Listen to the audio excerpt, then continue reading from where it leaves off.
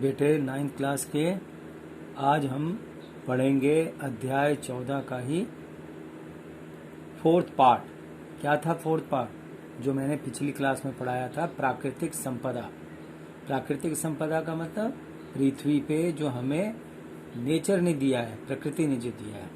तो इसके बारे में मैंने एक एक करके बहुत कुछ बताया और उसी के क्रम में जैसे आपको कार्बन साइकिल पढ़ाया था पिछली क्लास में, तो कार्बन साइकिल से के बाद उसी से जुड़ा हुआ एक इम्पॉर्टेंट हिस्सा है जो पहले भी आपने सुना है।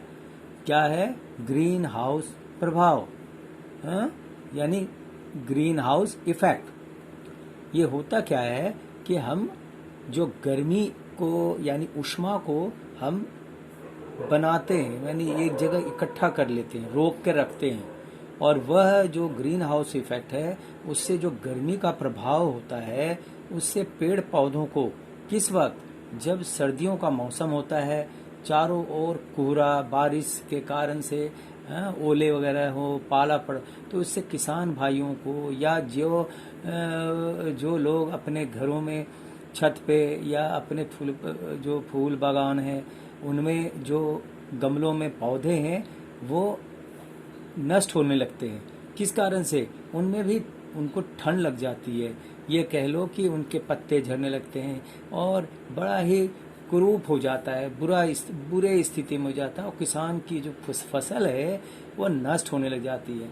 तो जो बड़े पैमाने में है तो वहाँ तो किसान लकड़ी जलाकर, पत्तियों को जलाकर वहाँ पर ग्रीन हाउस इफेक्ट देते हैं। वो मतलब वो पाला से बचाते हैं, वहाँ कोहरा या इन सबों से बचाव करते हैं। ठीक है ना बेटा? लेकिन अब जहाँ शहर का इलाका है और शहरों में जहाँ बड़े बड़े गमलों में बड़े बड़े अच्छे महंगे ऑर्नामेंटल प्लांट्स, जिसको कि हम सजावट के रूप में बड़े बड़े पौधे अपने जगह पे रखते हैं, गमले के रूप में सजा कर रखते हैं, उनकी रख रखाव के लिए ग्रीन हाउस इफेक्ट बड़ा कारगर होता है। बेटा आपको मैं ऐसे समझाता हूँ, अगर आप किसी कमरे में बैठे हो और उस कमरे की खिड़कियों को, दरवाजों को आप बंद कर दो, यहाँ तक कि पंखे भी बंद कर दो और घर के अंदर बैठे हो, तो क्या होगा? बिल्कुल स्पष्ट है कि कमरे के अंदर का तापमान बहुत अधिक बढ़ जाएगा, गर्मी लगेगी आपको। और फिर उसी कमरे से बाहर अगर आप बाहर जाते हो खुले वातावरण में, क्षेत्र पे, तो उस जगह पे वहाँ उस कमरे की अपेक्षा खुलापन लगेगा, तापमान कम, यानी ठंडकपन, सुकून भरा ऐसा महसूस होगा, है ना? तो ये जो गर्मी है ये हम पौधों में सर्दियों के वक्त में हम ऐसा बनाते हैं, ऐसा हम एक तैयार करते हैं। ये भी आप समझो कि अगर हम सभी इस प्रकार से अगर एक शीशे के द्वारा, मतलब एक शीशे के बड़े बड़े पैनल को चारों तरफ से घेर दिया, ठीक है, और उसके अंदर तुम पेड़ पौधे को रख देते हो, तो क्या होगा? उसके अंदर का तापमान बहुत अधिक हो जाएगा। तो ये हम जो यह प्रक्रिया है, इस प्रक्रिया को हम सर्दियों में, ठंडे मौसम में पौधों को गर्म रखने के लिए आवरण बनाने की प्रक्रिया का उपयोग किया जाता है। इस प्रकार की जो प्रक्रिया है जिसमें हम गर्मी यानी ऊष्मा का रुकावट करते हैं, रोक कर रखते हैं, इसी को ग्रीन हाउस इफेक्ट कहते हैं। बेटा आपने यह बड़े बड़े कोठियों में, हाउस, जो बड़े बड़े फार्म हाउस होते हैं उनके वहाँ आप देख सकते हो, कोठियों में तो छत पे आप देखोगे ग्रीन कलर के, जैसे ऐसा लगे कि चारों तरफ से एक छोटा कमरा बनाया गया और वहाँ नीचे अंदर जाकर झांकोगे तो उसके नीचे अंदर छोटे छोटे महंगे महंगे बहुत सुंदर सुंदर पौधे या गमले को रखा गया है और उनकी देख रेख जो उनकी जो माली होते हैं वो देखते हैं। ठीक है बेटा? ये जो कपड़े होते हैं मोटे होते हैं लेकिन छिद्रदार होते हैं, जिसे अंदर कार्बन डाइऑक्साइड और बाहर ऑक्सीजन निकल सके, या उनको छनकर लाइट आए, सूरज की जो किरणें हैं वो छनकर उसके अंदर लाइट पड़े, तो जिससे वो प्रकाश संश्लेषण की क्रिया के द्वारा अपना भोजन का निर्माण करते हैं। पत्तियों में होता है, ये तो आपको पता है प्रकाश संश्लेषण क्या है। तो इस प्रकार से वो तैयार करते हैं, जिसको हम ग्रीन हाउस इफेक्ट भी कहते हैं। ठीक है बेटा जी। अब आगे देखो, फसल जो हो खराब ना हो किसान, तो उसी का ही एक रूप है कि गांव में लकड़ी को जलाना, और लकड़ी को जलाने से करने से क्या होता है, धुआं निकलता है, धुआं होता है। और वह क्या है, धुआं कार्बन डाइऑक्साइड गैस है। अर्थात कार्बन डाइऑक्साइड गैस जो है वह ग्रीन हाउस इफेक्ट देती है। ठीक है। तो वायुमंडल की जो अलग अलग प्रक्रियाएं हैं, बहुत सारी प्रक्रियाओं में जो गर्मी उत्पन्न होती है, वैसे भी गर्मी बढ़ती जा रही है। जानते हो कि पेड़ पौधे लगातार कट रहे हैं, लोग प्रदूषण के तौर पे और कर रहे हैं क्या, गत्ते जलाना, लकड़ी जलाना, पन्नी जलाना, गाड़ी मोटर का, इतने वाहनों का जो धुआं है वो बाहर निकलकर वातावरण में ही तो फैलती है, और उसके फैलने से एकदम गर्मी, विचित्र गर्मी बढ़ती जा रही है। हर प्रत्येक साल तुम देखो बढ़ कर है। और लोगों को, जो पुराने समय में लोग कहाँ एयर कंडीशन में रहते थे, सामान्य रूप से रहते थे। उसके बाद फिर एयर कूलर आ गया। अब तो एयर कूलर से भी इंसान को सुकून नहीं मिलता। तो अब जब तक कि इंसान एयर कंडीशनर नहीं लगाता, एसी जिसको बोलते हैं, वो ना लगाए, तो इंसान बेचैन रहता है और सुकून नहीं होता। इसका क्या कारण है? इसका कारण है ग्लोबल वार्मिंग, यही है वैश्विक उष्मीकरण। ठीक है बेटा। तो आप आगे जो है हम पढ़ेंगे ऑक्सीजन चक्र। ऑक्सीजन चक्र रह गया है, तो उसको अब जानना है। ऑक्सीजन जो है वायुमंडल में 21% होता है। ठीक है बेटा। और यह बरकरार रहना चाहिए। अगर ये प्रतिशत घट जाए तो फिर इंसान, जीव जंतु जो ऑक्सीजन सांस के रूप में लेता है, तो फिर वो कैसे सांस लेगा? तो पृथ्वी पर ये चक्र चलती रहती, जैसे उसमें भी तुमने सुना जल चक्र, उसी तरीके से ऑक्सीजन चक्र में। तो चक्र का ऑक्सीजन चक्र क्या है कि हमारे इस पृथ्वी पर की परत पे ऑक्सीजन की मात्रा संतुलित रहे। तो ऑक्सीजन अधिक मात्रा में पृथ्वी पर विभिन्न यौगिकों के रूप में होता है। जैसे ऑक्सीजन जो है वह कार्बोनेट्स के रूप में, सल्फेट के रूप में, नाइट्रेट के रूप में एवं अन्य खनिजों के रूप में भी पाई जाती है। यह कार्बोनेट के रूप में, यह जो है कार्बोनेट, आप जानते हो कि क्या है, जब कार्बन में ऑक्सीजन मिल जाता है तो वो कार्बोनेट कहलाता है। ठीक है। सल्फेट, जब सल्फर में, सल्फर मतलब गंधक, उसमें ऑक्सीजन जुड़ गया तो वो सल्फेट कहलाता है। नाइट्रेट क्या है? नाइट्रोजन में जब ऑक्सीजन मिल गया तो नाइट्रेट कहलाता है। बेटा सभी जगह ऐसे कई इम्पोर्टेंट जो घटक हैं वो हमारे जीवन के लिए बहुत इम्पोर्टेंट होते हैं। यह कार्बोहाइड्रेट, प्रोटीन, न्यूक्लिक अम्ल, वसा, इन सबों में भी यह मुख्य रूप में उपस्थित रहता है। बेटे वायुमंडल में ऑक्सीजन का उपयोग हम सबसे मुख्य रूप में, हम अपने बारे में क्या सोचे कि उपयोग श्वसन के रूप में करते हैं। अगर ऑक्सीजन ना हो तो क्या हम कोई दीपक जला सकते हैं, मोमबत्ती जला सकते हो? नहीं। या किसी चीज़ के दहन के लिए, जैसे खाना पकाते हैं लोग, तो या अगर मोमबत्ती जलाना चाहो, अगरबत्ती जलाना चाहो, तो वहाँ जब ऑक्सीजन नहीं होगी तो बेटा वो जलेगी नहीं। ठीक है। तो जलने के लिए यानी दहन के लिए ऑक्सीजन का होना बहुत जरूरी है। नाइट्रोजन के ऑक्साइड के निर्माण में भी होता है ये ऑक्सीजन। ठीक है। नाइट्रोजन के ऑक्साइड के रूप में। आगे वायुमंडल में ऑक्सीजन एक मुख्य क्रिया के रूप में, जो पौधों में क्या किस चीज में काम आता है, वो वायुमंडल में ऑक्सीजन एक मुख्य क्रिया के रूप में लौट कर आती है। जैसे पौधे जो है कार्बन डाइऑक्साइड लेते हैं और भोजन बनाने के दौरान यानी प्रकाश संश्लेषण में वो कार्बन डाइऑक्साइड लेते हैं, लेकिन वो बाहर क्या निकालते हैं? ऑक्सीजन देते हैं। वह ऑक्सीजन हम जीव जंतुओं के लिए इम्पोर्टेंट है। तो ऐसे समझो वायुमंडल में ऑक्सीजन एक मुख्य क्रिया के रूप में पृथ्वी पर लौट कर आता है। ठीक है। वायुमंडल में लौट कर आता है, जिससे पृथ्वी पर ऑक्सीजन का संतुलन बना रहता है। नहीं तो फिर ऑक्सीजन कोई ऐसी तो कोई फैक्ट्री तो है नहीं कि वहां से ऑक्सीजन नहीं बन कर आ रही है इस पृथ्वी पर।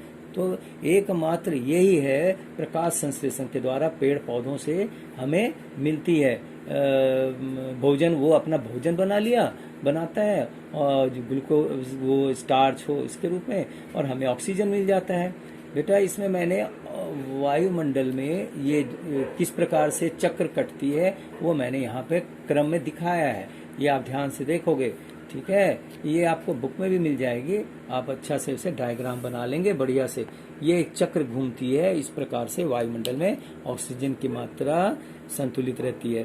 बेटा अगला पढ़ेंगे हम ओजोन लेयर। ओजोन की जो परत है वह पृथ्वी पे जो पृथ्वी की पटल है ऊपरी लेयर उस पर वो छाई हुई है। कौन? Ozone layer. और ये ओजोन लेयर जानने से पहले आपको मैं ये बताऊं कि ऑक्सीजन जो है वह द्विपरमाणुक है, यानी ऑक्सीजन के एक एक परमाणु, यानी एक ऑक्सीजन O एक ऑक्सीजन दूसरा O, दो मिलकर उसका सूत्र क्या होता है? O2। अर्थात ऑक्सीजन को हम कैसे लिखते हैं? O2, ठीक है। इसीलिए इसको द्विपरमाणुक कहा गया है। अब ये तो द्विपरमाणुक हुए, तो ओजोन क्या है? ओजोन त्रिपरमाणुक हो गया। कैसे? O3 हो गया। ऑक्सीजन में जब एक ऑक्सीजन और जुड़ जाता है तो O3 बन गया, और O3 जो है वही ओजोन लेयर या ओजोन परत कहलाता है, ठीक है बेटा। अब आगे सुनो, ऑक्सीजन तो हम सांस लेने में हम उसका इस्तेमाल करते हैं, जबकि ओजोन जो है वह बड़ी खतरनाक विषैली गैस है, लेकिन संयोग है कि वह नीचे नहीं टिकती। नहीं तो हम अगर सांस लेते तो हम मारे जाते। तो ऑक्सीजन में जब एक ऑक्सीजन और जुड़ जाता, ओजोन बन गया, तो वह ओजोन सीधे आकाश मार्ग में ऊपर की ओर चला जाता है, और वह एक मोटी परत का रूप लेकर हमारे पृथ्वी के ऊपर यानी सूर्य और पृथ्वी के बीच में एक लेयर बना लेता है, परत बना लेता है। आप जानते हो कि सूर्य से कौन सी रेज निकलती है? अल्ट्रावायलेट रेज, जिसको हम पाराबैंगनी किरणें कहते हैं। यह पाराबैंगनी किरणें जो होते हैं काफी उष्मा यानी गर्मी वाली होती है और हानिकारक प्रभाव देती है। वह अगर डायरेक्ट हमारे शरीर को पर पड़े तो बड़े बड़े फफोले, बल्कि ऐसा समझो कि पेड़ पौधे सब पत्तियों में जो ट्रांसपिरेशन यानी ये जल का संवहन होना एक स्थान से दूसरे, या ये कह लो नदी तालाब सारे पानी वाष्प बन के उड़ जाएंगे। जीवन की जो स्थिति है बहुत विकट हो जाएगी। अल्ट्रावायलेट रेज से के शरीर पे पड़ने से कैंसर बीमारी हो जाती है, तरह तरह के रोग लग जाते हैं, चर्म रोग वगैरह। तो इनसे बचाव के लिए समझो ऊपर वाले ने, प्रकृति ने कितना बढ़िया चीज दिया है, ओजोन लेयर, जो ऊपर एक मोटी परत, यह बहुत मोटी चौड़ी परत होती है। जैसे आप सर्दियों में मोटे रजाई का इस्तेमाल करते हो, ऐसे सोच लो कि, और फिर वो रजाई ठंडी हवा को हमारे शरीर तक नहीं पहुंचने देती, तो इसी तरीके से यह रोक लगाती है ना सर्दी ठंडी हवा से। तो इसी प्रकार से पृथ्वी के ऊपरी तह पे सूर्य और पृथ्वी के बीच में मोटी एक लेयर है जिसको हम ओजोन लेयर कहते हैं, और यह ओजोन लेयर हमारे शरीर तक नहीं आने देती, नहीं पहुंचने देती, पृथ्वी तक पहुंचने नहीं देती। और इसका कारण क्या है? Ozone layer. और यह दो फायदे उठा देती है। एक तो हमारे वो पाराबैंगनी किरणों से हमें बचाती है, विकिरण के प्रभाव से बचाती है, जीवन की हमारी रक्षा करती है। एक प्रकार से हमारी यह रक्षा कवच है, ठीक है बेटा। एक चीज और जो है वो आज के औद्योगिकीकरण में, जानते हो कि आज उद्योग धंधे बहुत हो गए। पुराने समय में फैक्ट्री नहीं होते थे, अंग्रेजों के जमाने से पहले फैक्ट्रियां वगैरह नहीं, तो लोग किसान खेती करता था, बुनकर अलग ये करता था, मिट्टी वाले मिट्टी के बर्तन बनाया करते थे, लकड़ी वाले अपने वो औजार से तरह तरह खिलौने, बैलगाड़ी वगैरह ये ऐसे ऐसे लकड़ी के उपकरण बनाया करते। लेकिन जब उद्योग धंधे बनने लगे तो क्या हो गया? उद्योग होने से फैक्ट्री लगी, कारखाने बने, और उसमें एक ही मतलब जो भी आइटम है वो बहुत कम समय में अधिक से अधिक यंत्र बनने लगे। कोई भी आइटम जो है, जैसे कपड़े का पहले हाथ से चरखे के द्वारा कपड़े को बुना जाता था, आज कपड़े फैक्ट्रियों में, कारखानों में अनेक अलग अलग तरीके से, अलग अलग फॉर्म में अच्छे बेहतर से बेहतर मिलने लगे।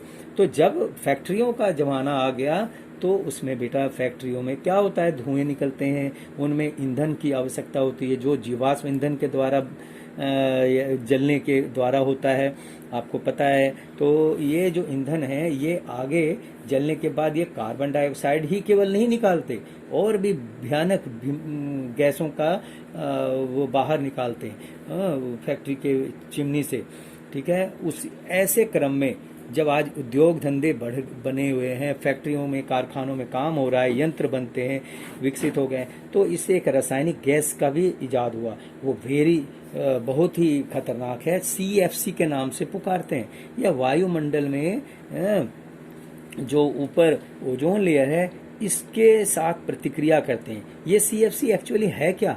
CFC क्लोरोफ्लोरोकार्बन है। यह एक रासायनिक गैस है जो सीधे नीचे पृथ्वी से फैक्ट्रियों के धुएं से या गाड़ी मोटर या आपको पता है एरोसोल, या आपको ये पता है जो जहाँ पर स्प्रिट यानी गाड़ी मोटर की जो पेंटिंग डेंटिंग होती है वहाँ से ये CFC गैसें हैं।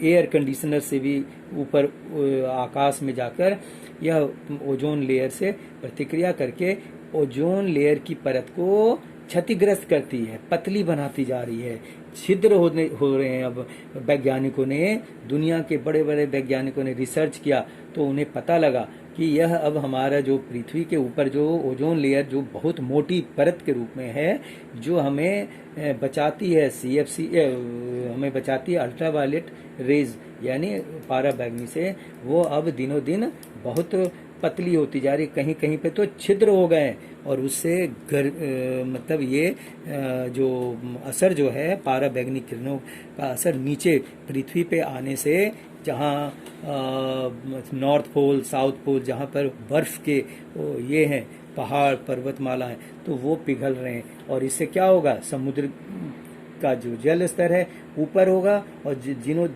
पिघलने के कारण से और फिर यह जो बर्फ की जो पहाड़ हैं तो वो पिघलने के कारण जल की मात्रा जब ऊपर उठेगी तो पृथ्वी जो भूमि है वो पानी के अंदर समा जाएगी, हमारा जीवन बिल्कुल खत्म हो जाएगा। ये चीज वैज्ञानिकों ने अंटार्कटिका के ऊपर रिसर्च में देखा। अंटार्कटिका के वहाँ ओजोन परत के इसमें छिद्र देखे गए, जो छिद्र बहुत ही पतली, वहाँ की परत भी पतली हो गई है और उसका असर हमें दिख रहा है। और तुम देख भी रहे हो दिन प्रतिदिन क्या हो रहा है, बहुत गर्मी बढ़ती जा रही है और ये वैश्वीकरण बढ़ती जा रही है, यानी ये ग्लोबल वार्मिंग, ये सारा कुछ जो है बेटा ये आपको मैंने बहुत विस्तार से बताया।